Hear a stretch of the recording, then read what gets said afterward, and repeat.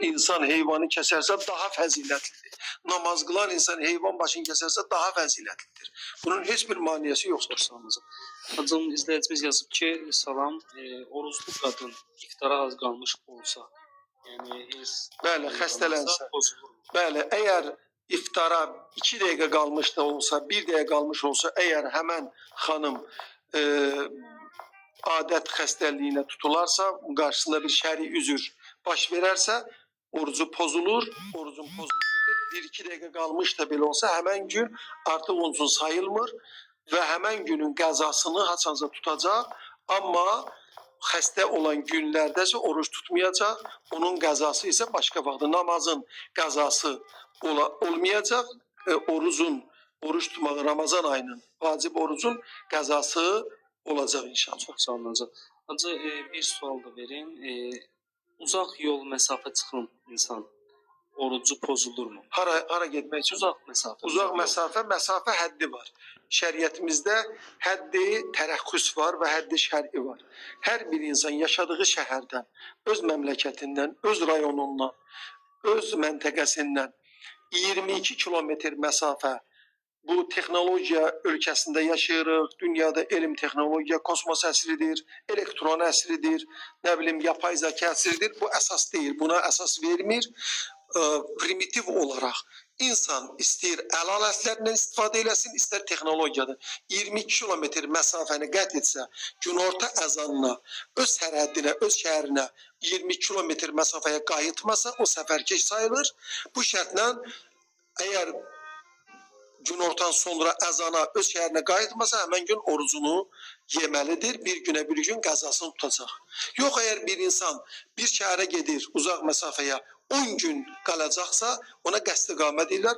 10 gün o şəhərdə qalsa, həmən 10 gün orucunu tutacaq. 10 gündən sonra da, qayıdandan sonra da orucunu davam elətdirəcək olduğu kimi. Təkrar suallar çoxdur, mən bu vaxtı aparmaq istəmirəm. Son bir sual verim, ondan sonra dualara keçək. Son vaxtlar belə bir fikir səsləndirilir ki, Məkkədə qurban kəsmək haqqındadır bu. Quranda belə bir ayə yoxdur. Son vaxtlar bilirsiniz ki, hamısının adını ilahiyyatçı qoyub, hamısı dindar qoyub, din xadimi qoyub, Qur'anı bilirəm deyə, Azərbaycan dilində öz müəyyən qədər hərfi tərcümələri oxuyublar, o zəif tərcümələrdən istifadə edib və özlərini də manipulyasiya edib, öz maraqları üçün belə bir fikirlər səsləndirirlər. Mənim də qarşıma çıxıb. Qur'anda əgər qurban kəsmək yoxdursa,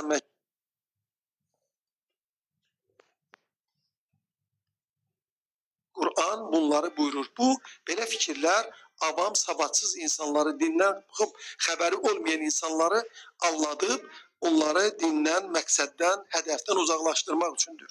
Sizin sualınızın cavabı budur ki, əgər Qur'anda qurban kəsmək həcdə, Məkkədə varsa, Qur'an ayəsi deyim nəzərinizə. Bismillahirrahmanirrahim. Bəqərə surəsi 33-cü ayə. Ləkum fiyhə mənafi'u ilə əcəlin musamma thumma mahilluha ilal beytil atiq. Bunu niye orijinal Ərəbcə dedim ki, yəni bilsinlər ki, Qur'anda bu ayəni deyirəm və tərcüməsini. Onlarda qurbanlıq heyvanlar da sizin üçün müəyyən bir vaxta qədər mənfəət vardır. Sonra onların kəsiləcəyi yer qədim ev hansıdır? Yəni Kəbənin yaxınlığındadır. Kəbənin yaxınlığı yəni Mina.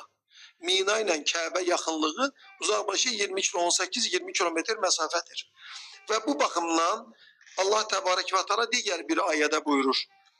Və likulli əlnə mənsəkən liyədkuru isməllahi alə ma razaqahum min bəhimətil ənəm fə ilahukum ilahun vahidun fələhu əslimu və bəşşiril muxbitin. Biz hər bir ümmət üçün qurbangah müəyyən etdik. Qurbangah har deyilir. Məsələn, bizim məmləkət harda? Allah deyib ki, burada qurbangahdır. Qurbangahı Məkkədə nəzərə tutub. Biz hər bir ümmət üçün qurbangah müəyyən etdik ki, Allah'ın onlara ruzu olarak verdiği heyvanları qurban kəsərək Allah'ın adını çəksinlər. Yəni Bismillah diyerek, en azı Bismillah ve billah ve Allah ekber Bismillah desinlər. Sizin məbudunuz tək olan ilahdır. Yalnız ona itaat edin. Sen mütü olanlara müjde ver peygamber. Bu